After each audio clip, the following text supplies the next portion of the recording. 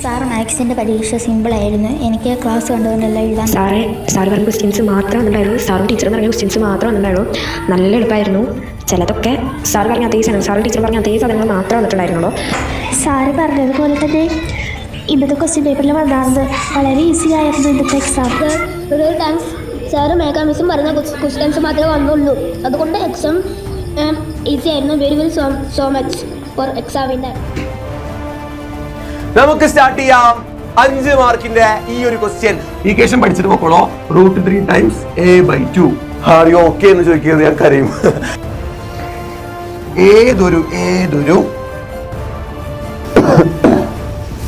ഏതൊരു നമുക്കൊന്ന് മൾട്ടിപ്ലൈ ചെയ്ത്